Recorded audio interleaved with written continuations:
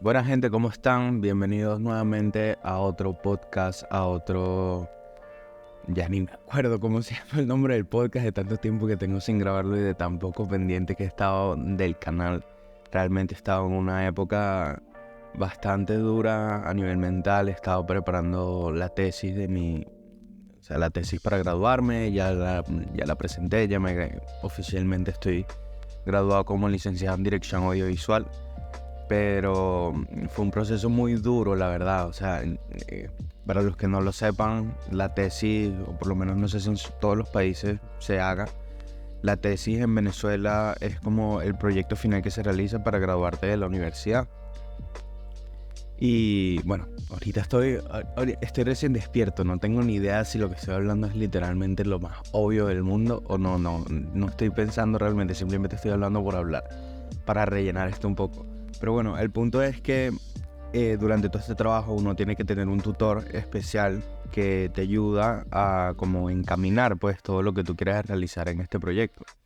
Y yo tuve tutor solo un mes antes de presentarlo, o sea, todo el proceso de la creación del proyecto, de pasarlo a un formato correcto, de encaminar la investigación, de realizar el proyecto audiovisual también.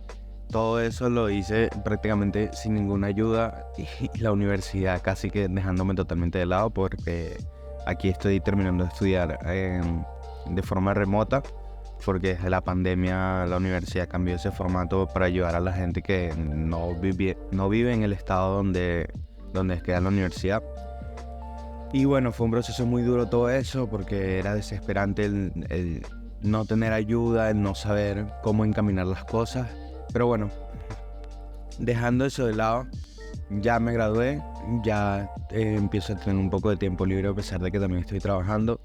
Pero bueno, hablando ya de lo importante, ya me acordé del nombre del podcast, estamos en Cafenime, en el episodio 2, no, el episodio 3, sí, porque luego comencé con el tema de los podcasts de lo que es la novela de Mushoku y dejé los Cafenime de lado. Pero bueno, eh, hablaremos ya también de esos podcasts en algún momento, pero quiero hablar de la situación general del canal.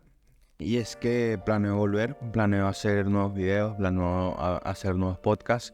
No sé si con algún tipo de regularidad, sino cuando pueda, cuando me provoque, porque obviamente estoy trabajando también, entonces es un tema fastidioso estar todo el día trabajando en el programa de edición porque trabajo como editor.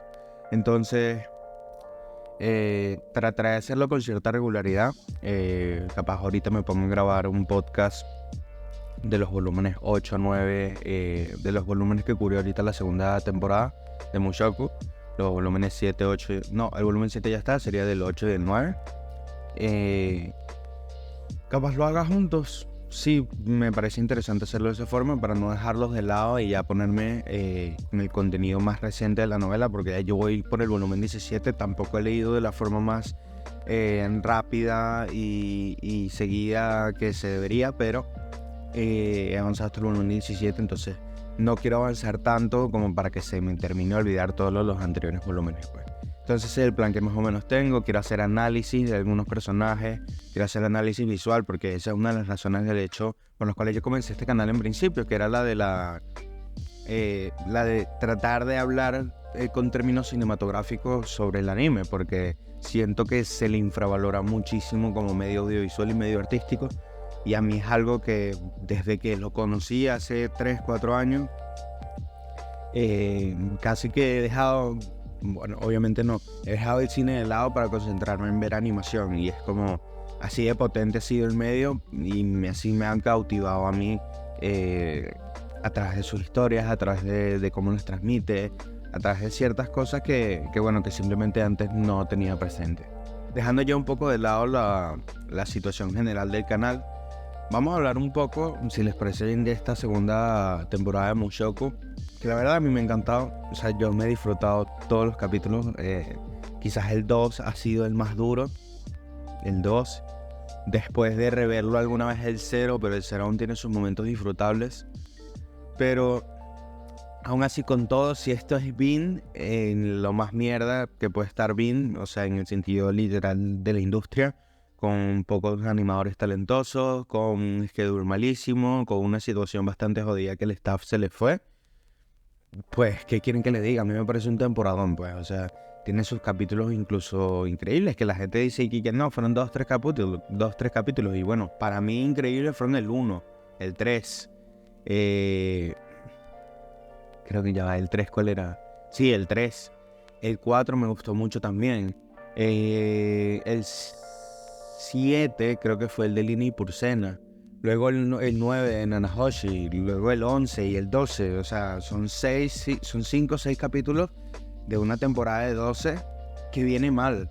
O sea, a mí me parece increíble, pues, no sé, yo creo que a nivel de un anime de un anime actual de la industria, me parece que 5 o 6 capítulos a un nivel buenísimo, a un nivel que todos consideramos en su momento se acerca a los mejores capítulos o se acerca a los muy buenos capítulos del primer core de la primera temporada, que obviamente eso es una cosa que fue como que se juntaron todas las estrellas y todos los astros para que eso fuese posible. Y aquí estamos en una situación terrible y nos llegamos a acercar en algunos momentos a eso, y es como, no sé, a mí me parece que dentro de todo me parece increíble, pues. O sea, no tengo más, es muy temprano como para tener más adjetivos para pronunciarme al respecto. Y en ese sentido, y además la temporada ha triunfado en todos los sitios, que eso es lo que a mí me sorprendió, pues no, igual que con Farmland. O sea, yo cuando leí Farmland en el manga, todo el mundo, había una gente que en el manga lo veía aburrido, y la gente que adoraba ese arco en el manga decía que cuando lo animaran la gente le iba a parecer también aburridísimo, y es como, loco, porque no confían en el guión de la serie. Pues bueno, a mí me pasó con Mushoku. Yo pensaba que este arco de la universidad, que ya pasamos literalmente la parte que más se podría considerar aburrida, y a mí es una parte que a mí me encanta, por eso yo digo aburrida como entre muchas comillas, del arco, y el arco triunfó pues a nivel general y todo el mundo le fascinó. No sé qué le vieron a este arco en principio para que triunfara por incluso de los niveles que llegó a triunfar la Season 1 en cuanto a números. Pero eso me parece increíble. O sea, supongo que la gente conecta mucho con la vibra que transmite la serie capítulo a capítulo. Y eso es algo que es importante a nivel de público. ¿Por qué digo esto? Porque mucha gente se centra, por ejemplo, en el contenido que cortaron o eliminaron de la novela. Y yo, la verdad, viendo la temporada como tal, no me parece que ese contenido hiciera realmente falta, pues para un anime only, sobre todo. O sea, porque, por ejemplo, el tema que más me interesaba a mí saber cómo lo iban a hacer era el tema del Touki. Y simplemente no lo nombraron y fue como, bueno, o sea, si te lo pones a pensar bien, si nunca menciono el Touki, nunca voy a necesitar nombrarlo en algún punto posterior. ¿Y por qué digo esto? ¿Por qué? Porque Rudeus ha hecho cosas que físicamente, o sea, como por ejemplo en su pelea del dragón en el capítulo 4, y lo que hizo con el tren de moverse a esa velocidad, eso él no lo suele hacer como aventurero, puesto que él no tiene Touki para moverse a esa velocidad. Entonces mi pregunta empezó a transformarse en el entendimiento capaz de que la serie quiere dejar el Touki de lado para no nerfear tanto lo que pueden hacer a través de la animación con Rudeus, sobre todo pensando en peleas que se vienen a futuro, puesto que Rudeus en sí sería un personaje que estuviese en todas sus peleas de forma estática, y aquí lo han hecho mucho más mucho más capaz físicamente, o sea, de saltar por encima de un dragón, pasar por encima de su cola, correr por detrás. O sea, cuando venció a Lini Purcena en la novela, creo que se hace mucho más énfasis en cómo el ojo demoníaco es lo que lo ayudó a vencerlas, y no tanto su capacidad física ahí, que le dio un golpe y la noqueó. No recuerdo si eso sucede así en la novela, pero me impactó cuando lo vi en el anime, porque dije, ver, se le están tomando este camino que creo que puede ser bueno a nivel artístico porque permite jugar con Rudeus de cierta forma, pero está dejando de lado este componente del lore de la serie que me parece interesante, pues. Capaz simplemente lo sustituyen con talento. Con Rudeus simplemente no tiene talentos para la espada, pues. Y mientras que los Eris y los espadachines sí, y a través de ese talento ellos generan esta fuerza increíble para saltar así. Yo pensaba que deberían haberlo incluido porque recuerdo cuando veía las reacciones de la gente de la Season 1, cuando Eris empieza en el capítulo 12, cuando regresa a la serie, me recuerdo mucho eso por justamente eso, que estaba regresando el segundo core. En el capítulo 12, Eris, cuando está entrenando con Rhaenyra, hace unos saltos y salta altísimo. Y la gente se pregunta, Désele, ¿cómo puede saltar de esa forma? Y en la pelea contra la Cobra Roja, en el episodio 11 también, que cómo Eris puede saltar y tener esa fuerza. La gente se lo preguntaba y es como, pensé que lo iban a utilizar de alguna forma, pero al final no sucedió. Pero bueno, dejando de lado el tema del Tauki y siguiendo con el tema de la conversación de esta temporada, a mí me gustó muchísimo el cómo Bean manejó todo el tema de Sylvie y Rudeus. A nivel visual, o sea, me pareció interesantísima la propuesta. Sobre todo a nivel de dirección, el tema del pacing, el tema de los silencios, el tema de la conversación, el tema del plano estático, el tema de las expresiones, o sea, me parece interesante todo cómo se manejó a nivel estético y a nivel de guión, cómo adaptaron la escena ya de cuando Sylvie va a la habitación de Rudeus. Porque, y eso es algo que también me sorprendió mucho, o sea, siguiendo con el mismo tema de conversación, cuando veía reacciones de la gente, o incluso en Twitter, mucha gente refiriéndose a que Bean ojalá hubiese enseñado más, o pensaban que Bean iba a enseñar más por lo que es Mushoku. Y a mí me sorprende que, bueno, en este punto ya la gente debería entender un poco ya para el siguiente core de qué va Mushoku Tensei, sobre todo al final del episodio 12, que a mí me parece maravilloso para entender realmente de qué va esta serie, porque es capaz de mostrarte lo más cochino y lo más perverso, al mismo tiempo que te muestra lo más adorable y lo más bonito de una relación. Y ese punto es esa conexión entre lo más, digamos, cochino del sexo y lo más bonito del mismo, es lo que es Mushoku Tensei. Y eso es lo que le añade personalidad a la serie. Y eso me parece interesante que mucha gente no lo haya captado todavía, por hacerse ese tipo de preguntas. Porque me parece que Rifujin siempre fue muy claro en las novelas, cuando escribía esas cosas, por ejemplo, cómo te preparaba siempre para los momentos, y cuando simplemente llegaba, pum, se cortaba al día siguiente. Incluso, por ejemplo, cuando pasó lo de... bueno, no voy a decir eso porque es un pequeño spoiler y hablaré de spoiler más adelante.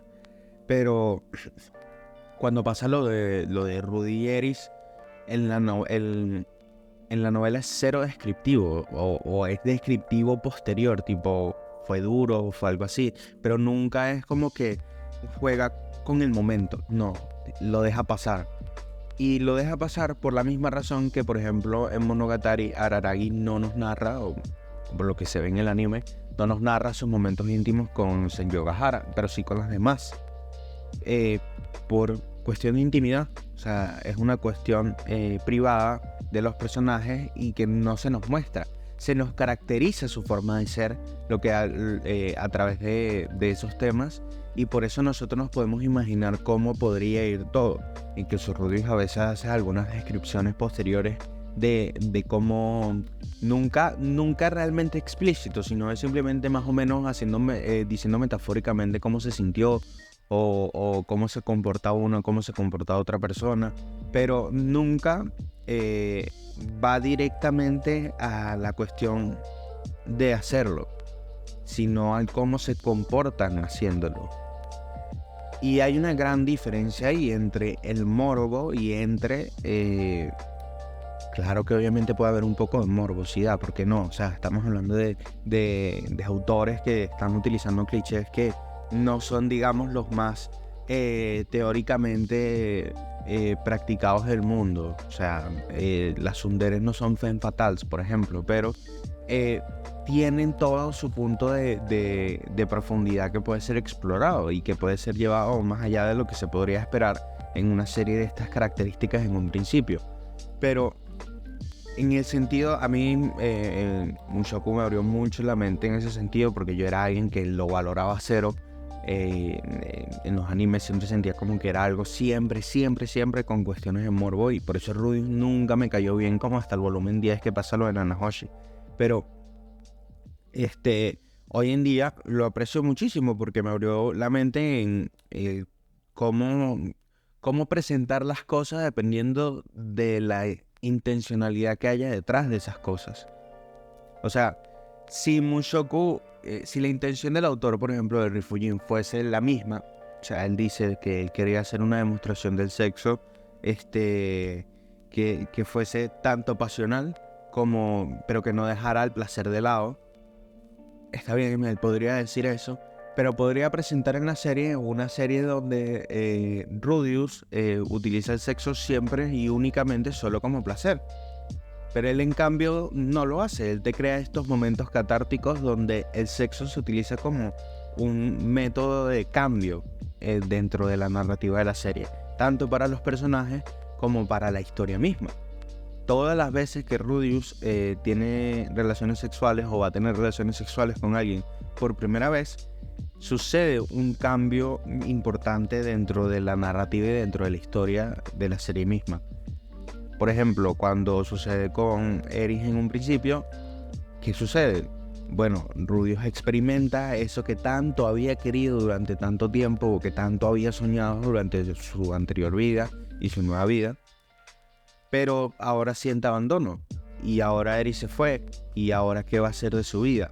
O sea, el sexo, el hacer el acto sexual fue lo que ocasionó esta serie de cambios dentro de la historia. Lo mismo con Sarah, cuando fue a tener relaciones sexuales con Sarah, no sucedió, pero el intentar hacer el acto creó un cambio, tanto en la mentalidad y en el físico de Rudeus, como en su relación con Sarah y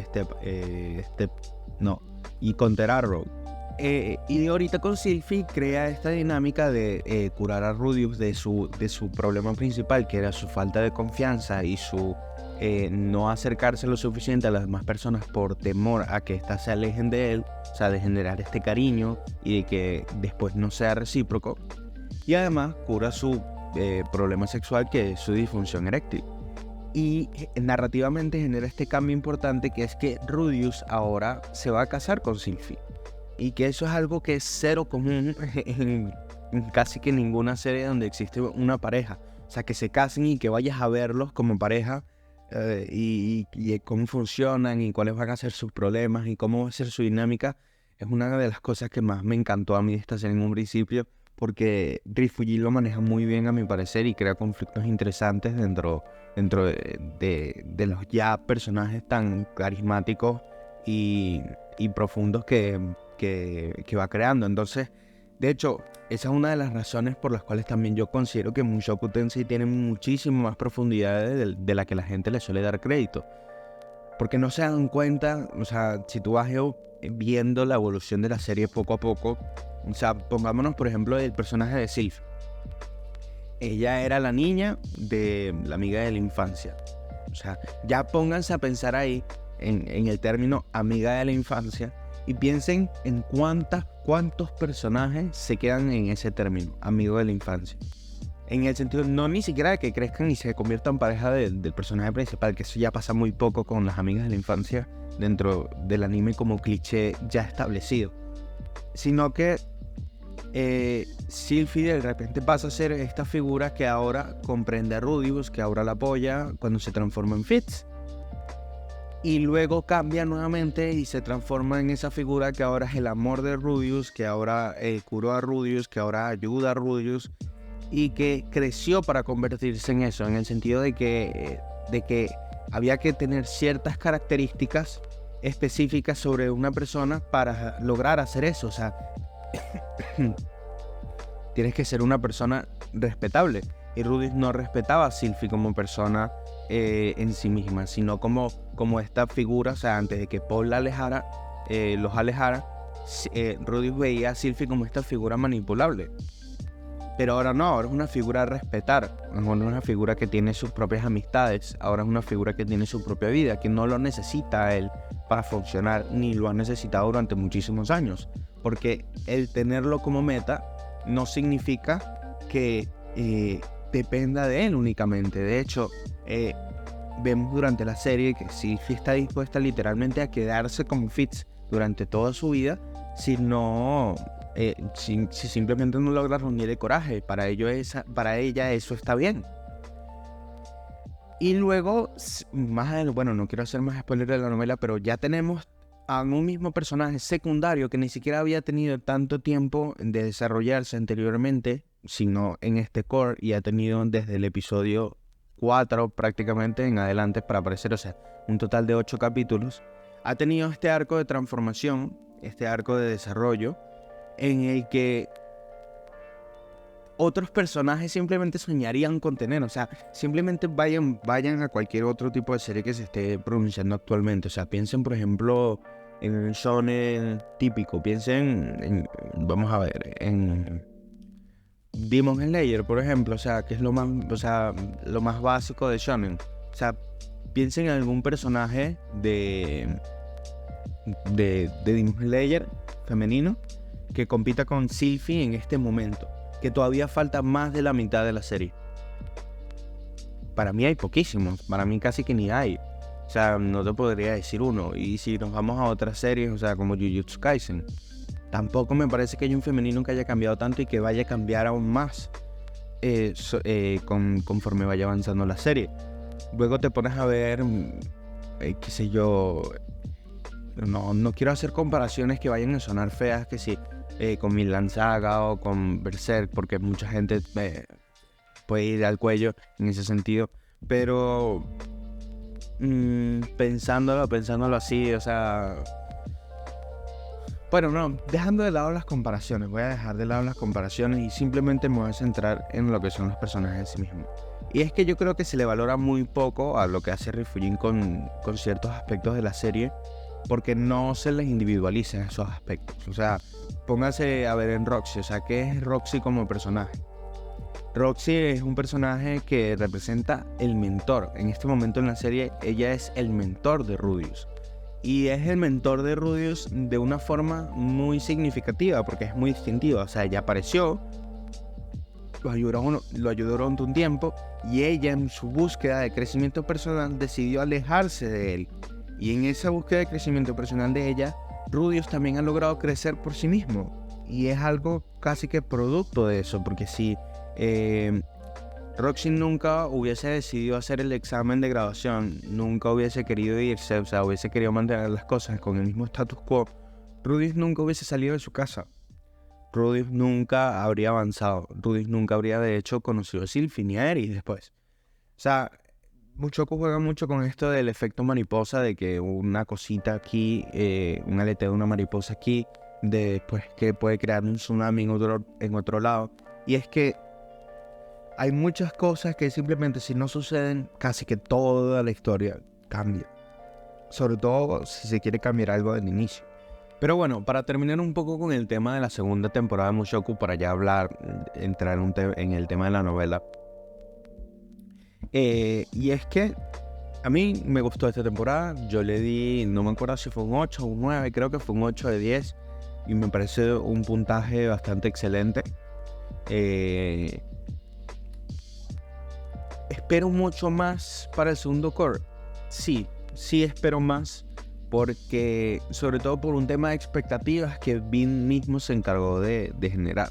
O sea, yo creo que cuando se hizo famosa esa entrevista con uno de los productores en aquel momento de Ekfirm, creo que era, que el que se decidió por abrir estudio Bean, porque querían animar Mushoku Tensei en un principio, y tienen planes de hecho para animar toda la novela, de hecho eso está confirmado. Entonces, con esas intenciones detrás, eso se abrió principalmente, o sea, esa oportunidad creo que se abrió principalmente porque a ese productor le encantó mucho el volumen 12 de Mushoku, que que lo deberíamos ver en el siguiente core. Entonces, teniendo en cuenta eso, teniendo en cuenta que eso lo dijo Bean, teniendo en cuenta lo importante que es ese momento y teniendo en cuenta lo sacrificada que se vio esta Season 2 en algunos puntos, porque hablemos de que se vio sacrificado, o sea, los capítulos, digamos, menos agraciados de la serie o de esta temporada, eran capítulos donde fallaban muchas cosas, además de solo la animación. Eran capítulos donde la música no estaba, no sonaba como debería haber sonado, donde se usaban pistas quizás que no representaban tan bien los momentos, donde el mismo pacing del montaje estaba mal, escenas que duraban mucho, escenas que duraban poco, que se cortaban donde no debían. Entonces, cuando tú ves el capítulo 12 y ves cómo suena el tema de fondo cuando Sylvie y Rudy está caminando y cómo no se solapan ni las voces ni la música y cómo eso te va transmitiendo un cierto feeling a través del escenario. Obviamente el capítulo 12 es un capítulo con mucho más dedicación detrás. Pero aún así me refiero a que los capítulos poco agraciados eran poco agraciados en todos los sentidos, no solo en cuestión de animación. El tema es que a nivel de guión, Mushoku es una serie muy disfrutable a nivel pasable. O sea, que ven los capítulos y te duran 5 minutos todos. Entonces así es muy sencillo dejar de lado ciertos problemas que no tengan que ver más con lo visual, que es como lo que más llama la atención en un principio. Pero bueno, teniendo en cuenta todo eso, yo espero mucho más para este Core 2. Espero que regresen buenos directores sobre todo, porque una buena dirección es lo que esta serie sobre todo más puede salvar, porque el capítulo 12 tampoco digamos que es una maravilla en cuanto a animación fluida, pero la dirección, el saber poner la ubicación de la cámara, el diseño artístico del capítulo, lo que es la dirección a nivel de música, todo eso y las decisiones artísticas detrás, como las expresiones de Sylvie, los silencios, todo ese tipo de cosas son los que hacen que ese capítulo se eleve 1.000.000%, no tanto el que haya una animación fluida detrás. Entonces, mientras se siga manteniendo en la misma línea, que hayan capítulos con una producción bastante mayor, sobre todo quiero ver algunas peleas en específico que van a pasar en el Core 2 y algunos momentos que quiero ver cómo los transmite el anime. Pero bueno, dejando eso de lado, pasemos a hablar ahora con spoiler. Vamos a hablar de la novela. Y ya adentrándonos en lo que es la novela, quiero seguir con el mismo tema de las cosas infravaloradas de Mushoku, porque me quedé muy cortado cuando estaba en esa parte, en esa sección, porque no quería soltar algún spoiler, pero ahora sí, me saca culo todo, vamos a hablar de todo. Y es que, por ejemplo, con los que estaba hablando ahorita de Roxy, de cómo Roxy representa esa figura de la mentora, luego representa esa figura de la lógica y la razón dentro del hogar cuando se casa con Rudius, y luego también representa esa figura inocente cuando sucede todo lo de Pax. O sea, a mí me sorprende el trabajo de Rifujin con algunos personajes, porque los mantiene vivos y les va agregando caracterización a lo largo del tiempo de forma natural, de forma que nosotros no sabíamos. O sea, nosotros siempre tuvimos, por ejemplo, siguiendo con el tema del personaje de Roxy, siempre tuvimos en cuenta que a ella le gustaba ser maestra, pero que la experiencia con Pax, que había sido su última experiencia, había sido terrible. Y luego cuando se casa con Rudy, empieza a sentir esta necesidad de querer seguir enseñando y se vuelve profesora de la universidad y sigue avanzando dentro de esto. Y es como, realmente en la diferencia de Mushoku con otras historias es que otras historias no se hubiesen tomado la molestia de hacer esto. Simplemente Roxy hubiese quedado como lo que creen los haters del personaje por lo del volumen 12, que es Roxy, que es simplemente un personaje que está ahí, que después de que se casa con Rudy no avanza más.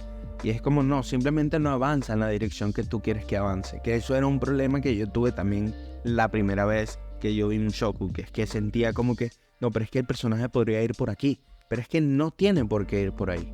Los personajes no tienen que ceñirse a unas leyes que tú te hayas establecido en tu mente.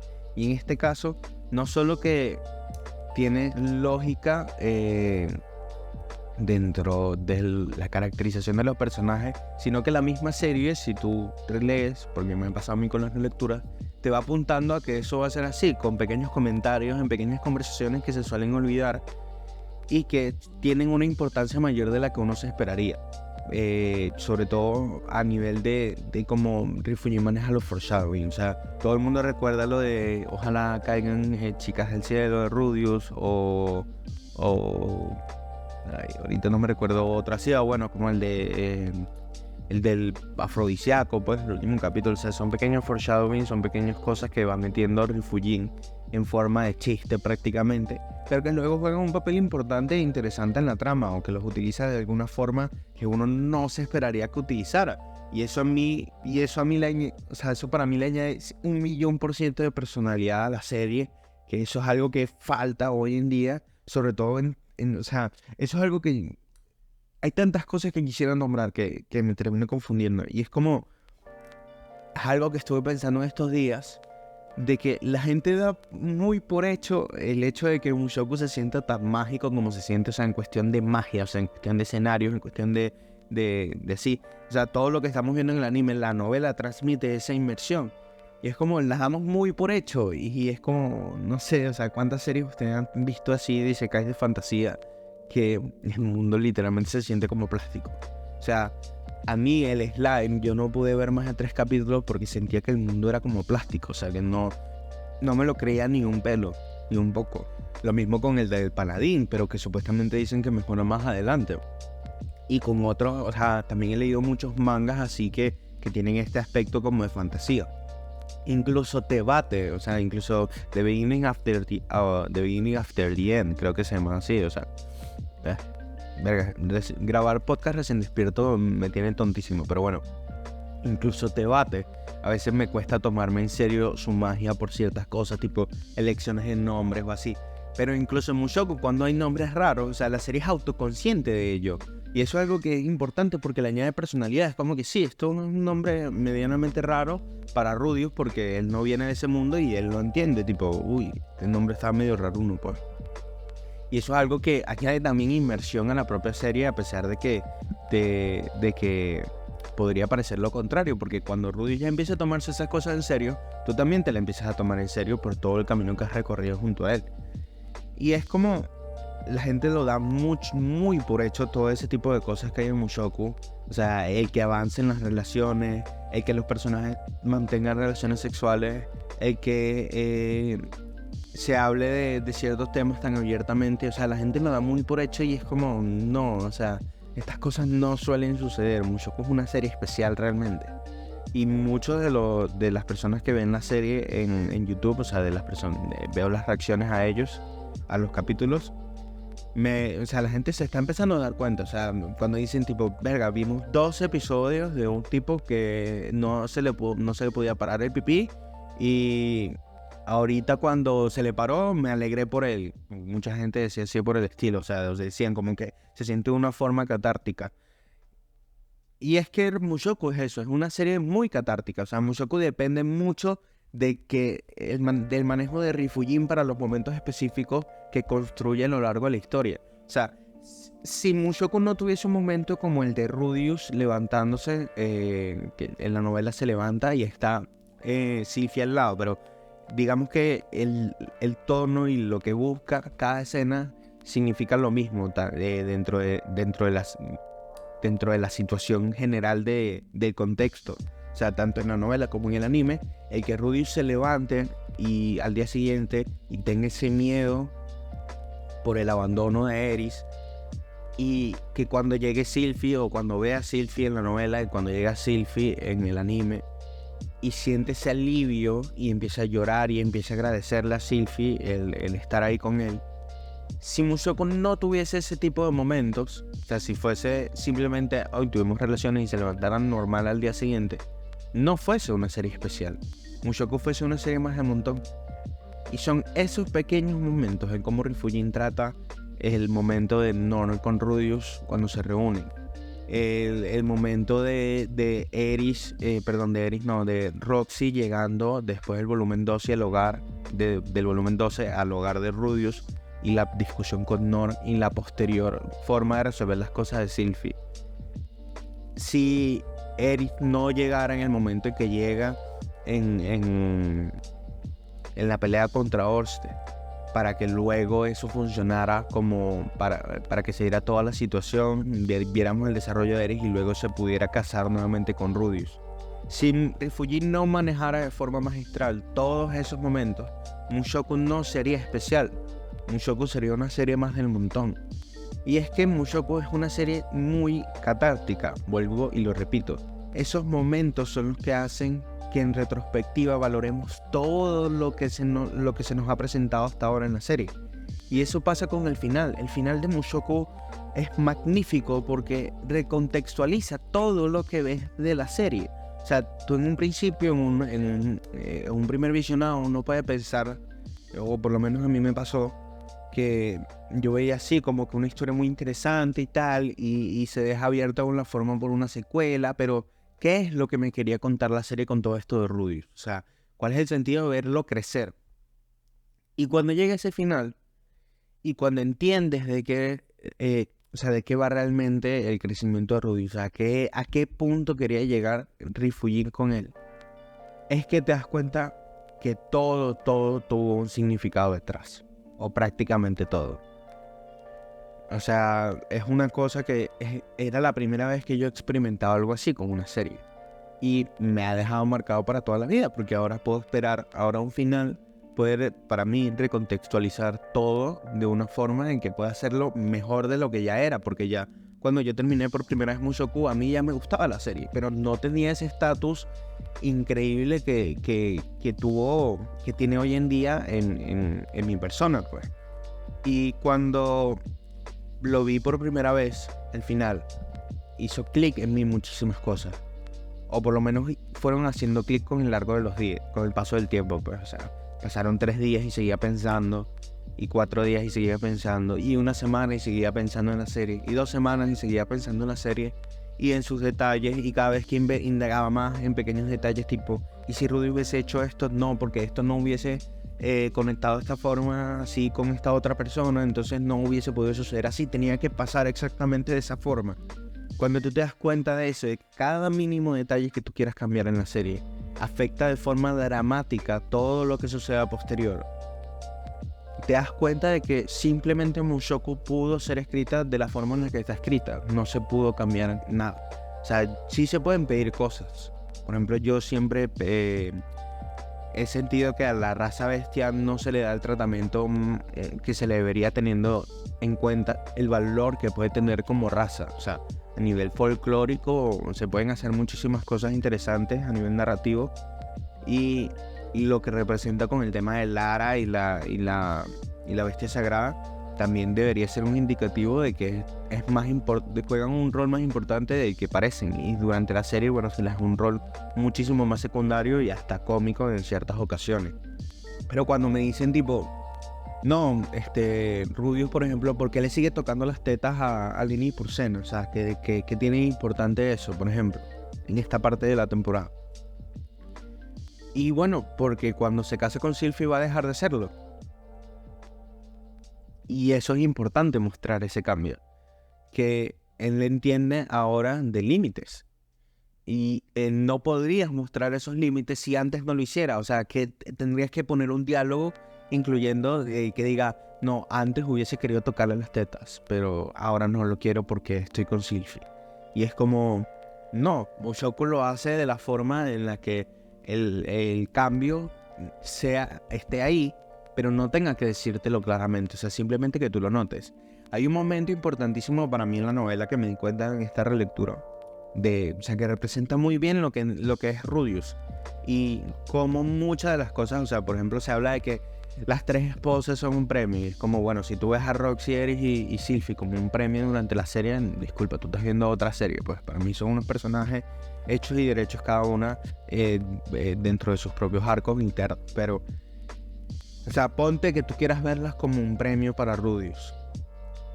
El hecho de que la serie use los premios, digamos, entre muchas comillas, o sea, estoy refiriéndome así, nada más para hacer este análisis, digamos, por así decirlo. O sea, nada más el hecho de que la serie utilice estos premios para que Rudeus sea mejor persona debería darte una indicación de qué es lo que quiere conseguir. Ella no te dice que si a una persona le va bien en la vida, a pesar de que sea una mala persona, no tenga chances de cambiar. A ver si no sé si me explico bien. En el sentido de que no es como que a Rudius le tengan que pasar cosas malas para que él se dé cuenta de que tiene que cambiar. A veces las cosas buenas que le pasan derivan a que él más adelante, por otra situación, se dé a sí mismo la chance de cambiar esas actitudes. Por ejemplo, no me acuerdo si era en el volumen 11 o en el volumen 10, cuando en uno de los primeros momentos Sylvie está cocinando algo y Rudius se acerca por detrás y le agarra las tetas y no le dice nada. Algo como lo que pasó ahorita en este episodio, en el capítulo 12. Cuando llega al final, que lo hace así, como por sorpresa, pues, a Sylvie. Y en ese momento Sylvie estaba con el cuchillo y se corta el dedo un poquito. Eso dentro del mundo de Mushoku no tiene casi que ninguna importancia. Sylvie se puede curar sin ni siquiera hablar ni decir nada. Pero Rudius se da cuenta de eso, se voltea, se sienta en la mesa y dice: contrólate, no puedes estar haciendo esto. Se dice a sí mismo en su mente: no puedo hacer esto, si no ella se va a ir.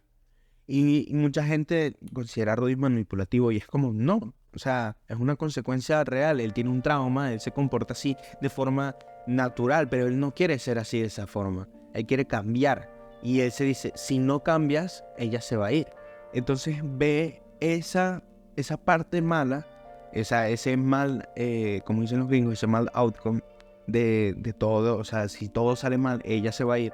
Lo ve como lo peor del mundo y lo impulsa a cambiar. Él dice: yo no quiero que eso suceda, yo quiero ser mejor, yo quiero que ella esté ahí para mí. Entonces yo voy a cambiar esa actitud y voy a ser mejor persona. Esa es uno de los puntos más importantes de Rudius como un personaje. Y es que mucha gente dice: no, pero es que la serie no enfatiza mucho en el castigo de sus cosas malas. Y es como, no tiene por qué. Rudius va encaminado hacia ser mejor persona. O sea, si él puede dejar esas cosas que hizo mal atrás para ser mejor persona, ¿para qué lo vas a castigar por algo que ya hizo, que ya pasó y que ya dejó atrás? Él no está en nuestro mundo, él no ha cometido ningún crimen, o sea, en el sentido más lógico de la palabra. O sea, no hay nadie que tenga que estar. Es como la gente que dice: no, pero es que no critican sus actitudes. Pero ¿por qué van a criticar sus actitudes si la gente que está alrededor de él es incluso peor? O sea, eso es algo que no suelo comprender de ese tipo de lógicas que buscan establecer en la serie. Pero bueno,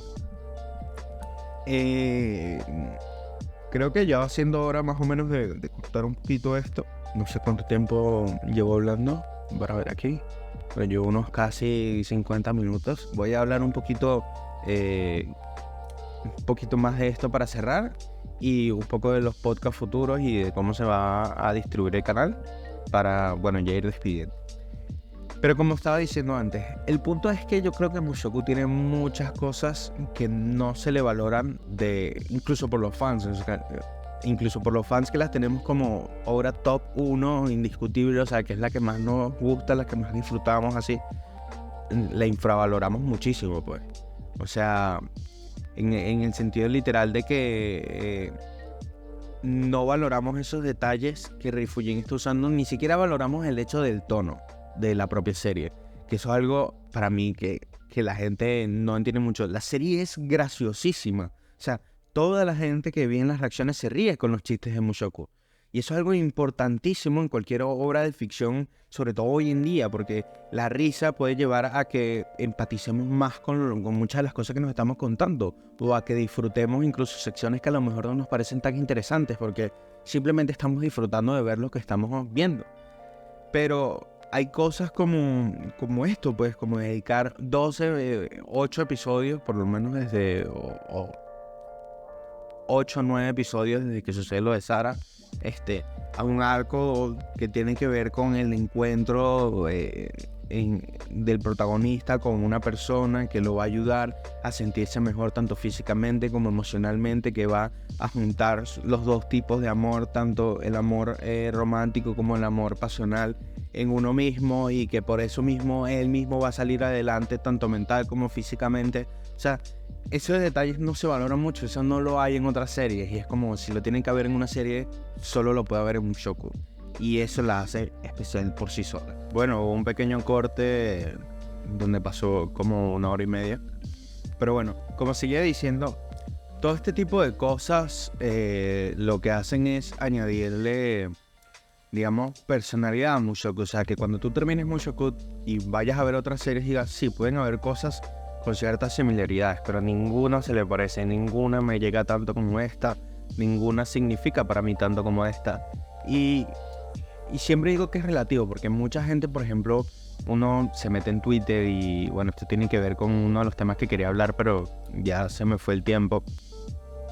Es un poco el tema de las críticas que siempre suele haber en Twitter, y es como, la gente es como muy severa a la hora de hacer críticas cuando no están entendiendo de qué va realmente lo que están criticando. O sea, ¿en qué sentido yo? Por ejemplo, tú puedes, vamos a hacer un ejemplo de una crítica buena que podría hacerse Mushoku.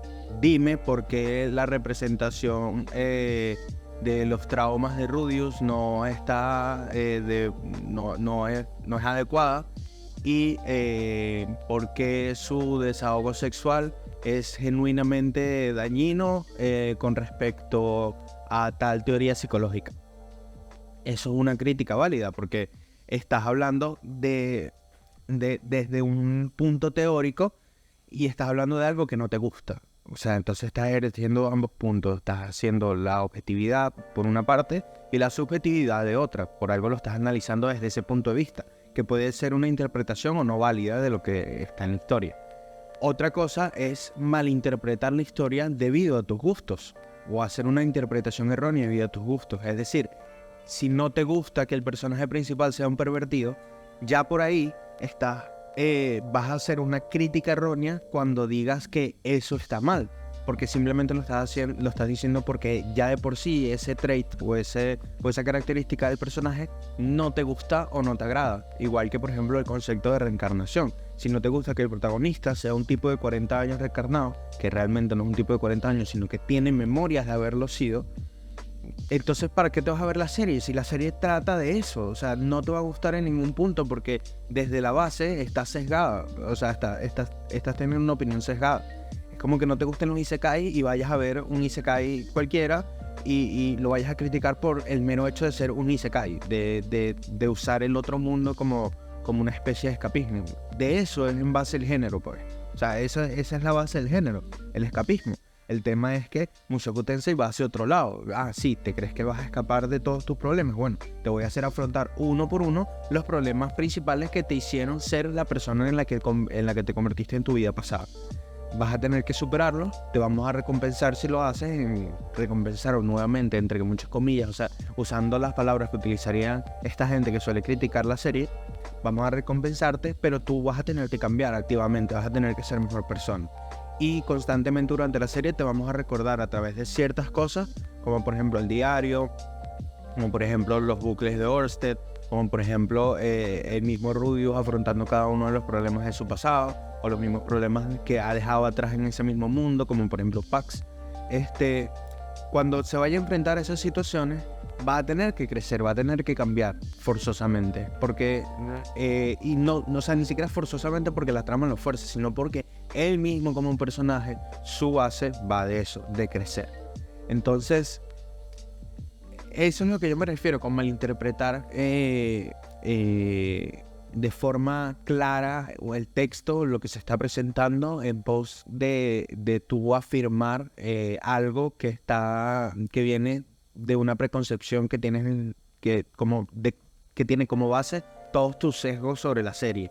O sea, en ese sentido es a lo principal que yo me refiero. Mucha gente cuando la ve sin sesgos se da cuenta de como que, mira, las críticas, o sea, podrán tener su lado cierto sentido, pues, pero yo no veo que la serie intente, por ejemplo, hacer ver a Rudeus como una persona increíble y cada vez que hace las cosas que se le suelen criticar. No, para mí la serie siempre trata de esas escenas como con vergüenza, con silencios incómodos, con actos que vienen después como patadas o golpes a Rudeus por hacer lo que hace. O sea, capaz no se le da el tono más serio que pueda tener, pero creo que es parte de la esencia, ¿no? O sea, no, ninguno de los personajes que está ahí, su caracterización haría que esas cosas fuesen tratadas como algo realmente serio. Por ejemplo, si Rudeus hiciera eso con Vierra, por ejemplo, o con Sierra, ahí sí se trataría como algo serio, porque la cuestión es diferente. Esos personajes han enfrentado cosas diferentes y su psique está en otro lado. Pero bueno, ya dejando eso de lado, hablando ya un poco de cómo vendrán a ser los podcasts a futuro. Bueno, quiero hacer el podcast del volumen 8 y el volumen 9. No sé si lo haré este fin de semana, si me da chance de grabarlo el domingo. Puede ser que lo grabe el domingo. Hoy estoy a viernes 29. Espero poder subirlo hoy en la noche. Y bueno, sin más nada que decir. Bueno, sí, también quiero subir algunos videos de análisis de Rudeus. Quiero ver más series, quiero ver más animes. Tengo tiempo sin terminar un anime. O sea, nada más me vi ahorita de la temporada Mushoku. Y ¿qué más? No me vi más nada. Literalmente es el Mushoku. Y bueno, ahorita estoy en Jujutsu Kaisen.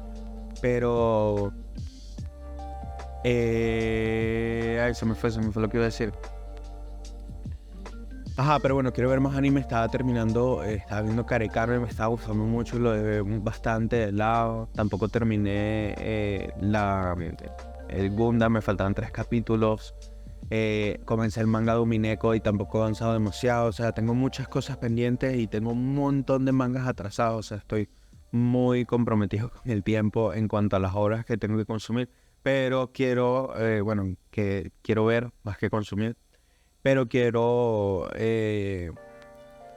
centrarme un poquito más en el canal. Quiero también subir varios análisis, tanto de guiones como de escenas. Sobre todo de esta segunda temporada me gustaría hacer un análisis en conjunto de las 3 escenas principales de Rudeus con respecto al sexo. O sea, las de Eris, las de Sara y la de Sylphie. O sea, quisiera analizarlas y la verdad porque Vin hizo un trabajo visual muy interesante que me gustaría compartir mi opinión al respecto.